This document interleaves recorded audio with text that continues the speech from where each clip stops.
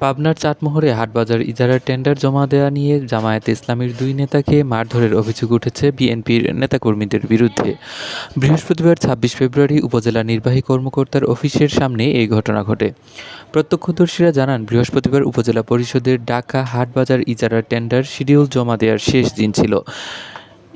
একই সঙ্গে বিকেল ৩টায় জমা দেয়া টেন্ডার বাক্স খোলার সময় নির্ধারিত ছিল। দুপুরে ছাইকোলা ইউনিয়ন জামায়াতের সেক্রেটারি আওরঙ্গজেব তার নিজ এলাকার একটি হাটে টেন্ডার শিডিউল জমা দিতে উপজেলায় যান। এ ব্যাপারে চাটমোহর উপজেলা নির্বাহী কর্মকর্তা মুসা নাসের চৌধুরী জানান, টেন্ডার দাখিল ও খোলা নিয়ে আইনশৃঙ্খলা রক্ষায় পুলিশ মোতায়েন ছিল। তারপরও কীভাবে ঘটনা ঘটল সেটি আমি বলতে পারছি না। চাটমোহর থানার ওসি গোলাম সারোয়ার হোসেন জানান, এই ঘটনায় চাটমোহর উপজেলা জামায়াতের আমির আব্দুল হামিদ একটি অভিযোগ দাখিল করেছেন। অভিযোগের প্রেক্ষিতে আমরা পরবর্তী প্রয়োজনীয় আইনানুগ ব্যবস্থা গ্রহণ করব।